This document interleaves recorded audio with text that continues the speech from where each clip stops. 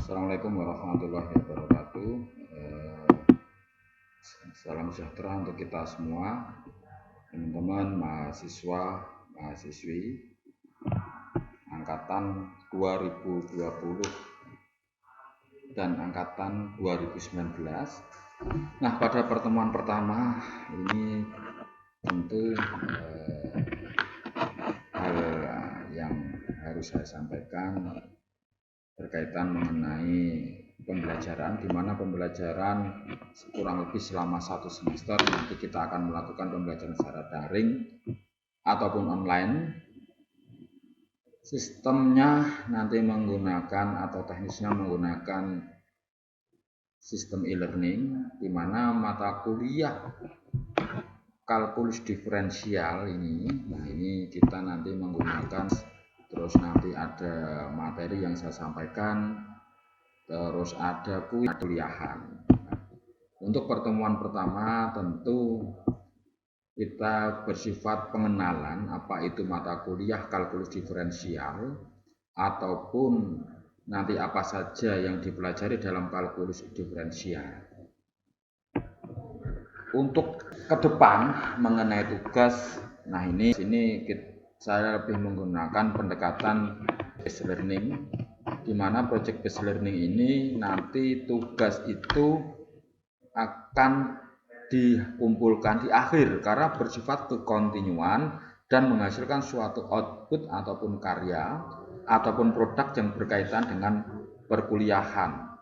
Nah, kalkulus diferensial ini bahasa familiarnya kalau kita pelajari di SMK ataupun SMA yaitu berkaitan mengenai turunan, dan nanti tentu di akhir adalah berkaitan mengenai penerapan dari ilmu-ilmu yang sudah kita pelajari berkaitan dengan turunan. Nah, ke depan juga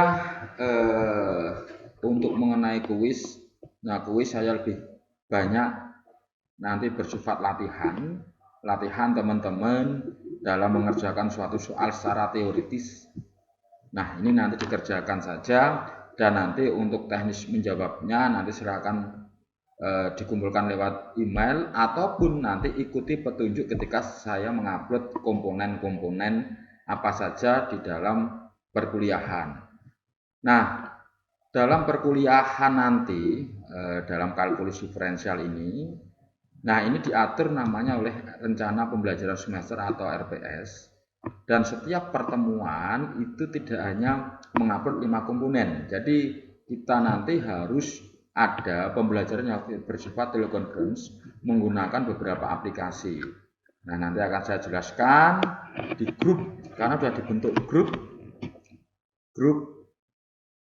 kalkulus diferensial mata kuliahnya. Nah, nanti di situ nanti kapan kita nanti akan pembelajaran secara konferen ataupun nanti melihat atau teman-teman membuka web e-learningnya. Nah, sebelum saya lanjutkan ataupun masuk materi pada kesempatan ataupun pertemuan pertama, nah nanti saya akan jelaskan mengenai materi-materi apa saja yang akan disampaikan. Nah, yang pertama tentu diatur oleh RPS ini. Nah, ini ya. Nah, di sini teman-teman bisa lihat mata kuliahnya. Nah, ini mata kuliahnya ini apa saja.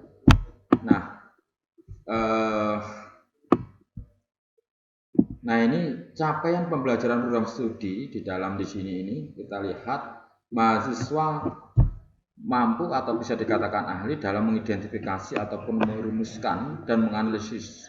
Nah, ini ya, ini Anda teman-teman harus pahami ini. Nah, di samping itu, nah nantinya kalau capaian pembelajaran mata kuliah, nah ini mahasiswa mampu berpikir analisis, kemampuan kritis dan kreativitas dalam menyelesaikan permasalahan yang berkaitan mengenai kalkulus diferensial atau berkaitan tentang turunan, sifat-sifat turunan, metode penyelesaiannya, bentuk-bentuknya. Nanti teman-teman akan dihadapkan oleh permasalahan tersebut. Oleh karena itu, nanti setiap pertemuan tentu akan saya jelaskan atau nanti akan saya lampirkan modul sebagai penguat referensi teman-teman, dan modul itu tidak satu-satunya referensi. Jadi modul itu pendukung. Teman-teman boleh mengambil referensi dari manapun juga boleh. Tidak harus dari saya modulnya, tetapi dari buku-buku lain juga diperbolehkan. Nah, ini ya. Nah, dan ini adalah komponen nilai yang nantinya teman-teman harus ikuti komponen-komponen ini, berapa bobotnya, karena berbeda ketika mahasiswa dengan sudah jadi mahasiswa dan mahasiswa.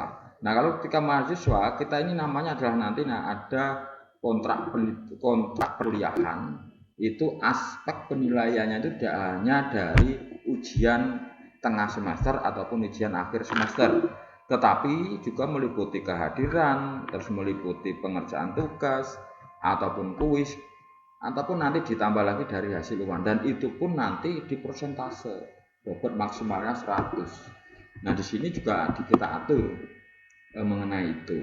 Nah, di sini dilihat rincian materi perkuliahan yang nantinya ke depan akan saya sampaikan. Salah satunya yaitu berbicara mengenai bilangan berkaitan dengan fungsi dan sebagainya, bilangan bulat dan sebagainya. Nah, ini ya.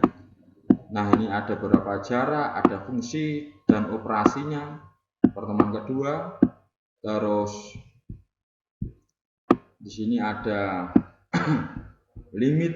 Nah, limit ada limit kiri dan limit kanan. Apa itu limit dan bagaimana suatu fungsi itu mempunyai nilai limit? Nah, nanti diatur di sini dan akan saya jelaskan. Nah, limit ini nanti ada hal yang spesifik berbeda ketika dipelajari di SMA ataupun SMK. Dan teori fundamental di limit ini nantilah yang akan digunakan untuk melihat ataupun untuk mendefinisikan suatu turunan. Jadi teman-teman nanti tolong pelajari simbolisasi matematika. Nanti bisa didapatkan di MS Word, ada tabel equation itu, nanti simbol-simbolnya mohon paling tidak familiar dengan simbol-simbolnya. Nah, simbol-simbol mengenai epsilon, delta, nah itu menjadi konsumsi sehari-hari ketika teman-teman mempelajari kalkulus diferensial, khususnya di awal-awal berkaitan tentang mengkonstruksi atau membangun suatu turunan dengan definisi limit. Nah, banyak hal yang nanti akan dipelajari, salah satunya berkaitan mengenai turunan ini. Di samping itu kita nanti akan berbicara mengenai turunan dari definisinya, dari notasinya, dan aturan pencarian turunan. Ada turunan trigonometri, turunan implisit, dan aplikasinya. Terus nanti ada laju yang berkaitan dengan diferensial, dan nanti juga banyak hal yang salah satunya kita berbicara dengan anti turunan. Nah, kalau kita menggunakan berbicara mengenai integral, nanti sebenarnya topik ini akan kita pelajari nanti. Nanti ada turunan parsial juga, dan nanti juga mengenai luasan. Nah, ini ya, kita banyak. Dan di akhir nanti teman-teman saya sampaikan tadi di awal mengenai tugasnya. Jadi gini, nanti pada akhir pertemuan, nah nanti teman-teman silahkan membuat video pembelajaran. Nah, ini ya dicatat, membuat video pembelajaran di mana video itu berkaitan tentang implementasi teori-teori dalam turunan, dan itu dikoneksikan dengan kehidupan sehari-hari. Sebagai contoh, teman-teman akan membuat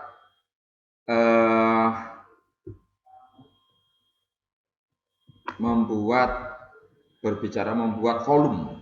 Misalkan Anda ada bak membuat bak yang akan nanti untuk dikasih ikan, diairi. Ya, nah kita berbicara mengenai volume. Yang pertama, volume maksimalnya berapa? Nah, itu bisa menggunakan salah satu teori dari turunan. Akar volumenya maksimal berapa, terus tentu kita nanti akan melihat besaran jarak atau luasannya itu juga nanti dihitung. Nah, nanti kita akan mempelajari sampai detail seperti itu. Nah, jadi teman-teman, nah ini sekilas pada pertemuan pertama ini.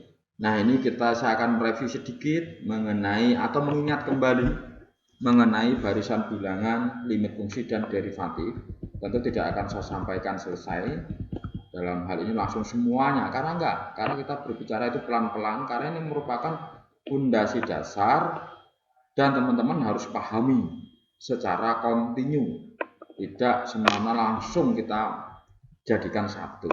Nah, ini saya mengingat kembali mengenai barisan bilangan. Nah, di sini barisan bilangan ini ada definisi. Perlu dicatat bahwa yang namanya definisi itu tidak perlu dibuktikan, tetapi definisi itu hanya suatu kesepakatan.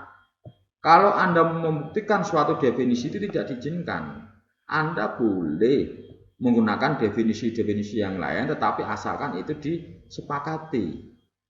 Nah, di sini mengenai barisan bilangan, bila C adalah himpunan tak kosong, barisan bilangan dalam C adalah harga fungsi F dari A ke C, di mana A ini adalah bilangan asli, maka penulisannya, cara penyajiannya yaitu diawali dengan kurung kurawal C1, C2, C3, sampai Cn, atau Cn ini adalah himpunan Cn, di mana N ini adalah anggota dari A, atau Fn, F memetakan, ya kan, F memetakan entah itu A ke B, tetapi sini ada fungsi N-nya sebagai variabelnya, ya sama dengan Cn.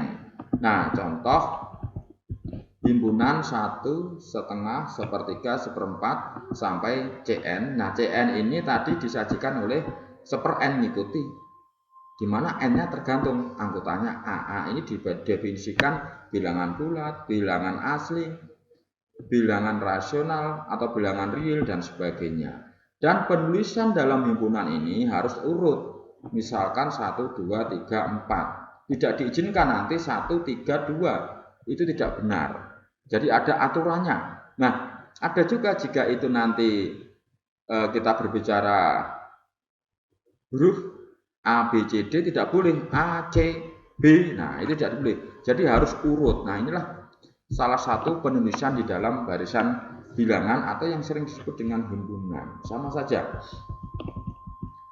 Nah, teman-teman, ini masih sekilas saja. Nah, ini ada penulisan limit suatu barisan bilangan didefinisikan sebagai limit Cn, di mana Cn ini merupakan suatu fungsi dan N ini mendekati tak hingga. Nah, ini sama dengan L. L ini adalah nilai dari hasil pendekatan, karena limit itu nanti tidak akan tepat dengan nilai L. L ini adalah suatu nilai yang didapatkan dari hasil pendekatan ataupun nilai terdekat.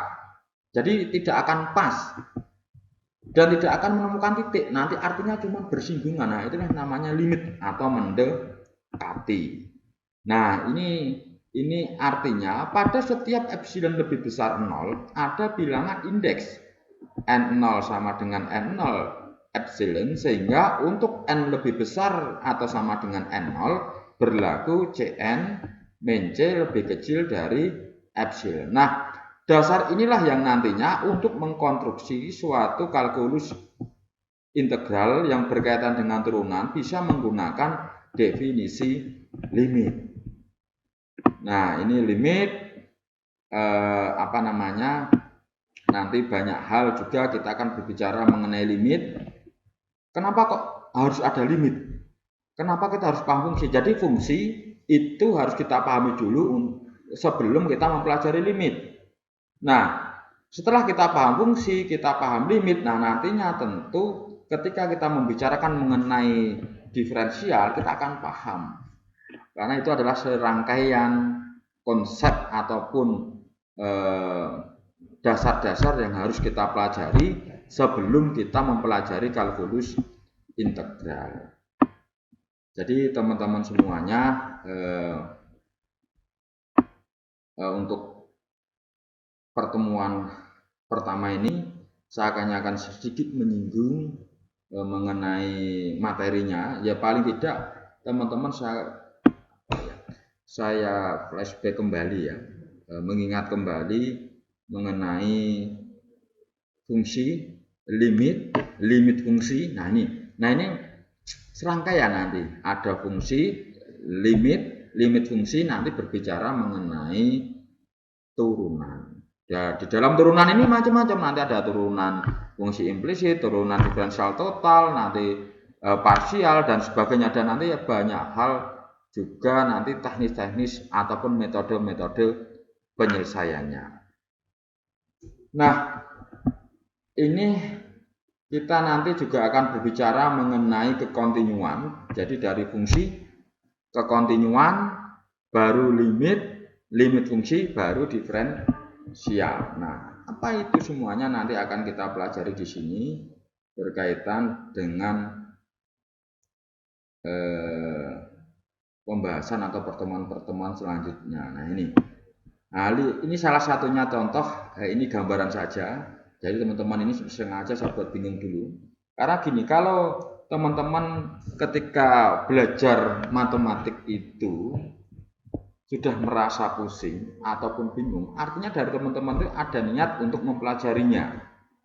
Saya khawatir kalau teman-teman nanti ketika saya memaparkan suatu rumus, memaparkan suatu hal yang berkaitan tentang matematis, Anda juga tidak ada rasa bingung, tidak ada rasa pusing. Nah, artinya Anda tidak minat di matematik. Tetapi kalau Anda sudah pusing, artinya Anda mengamati apa itu ini. Dan saya harapkan dari situ ada rasa untuk ingin tahunya dan mempelajarinya.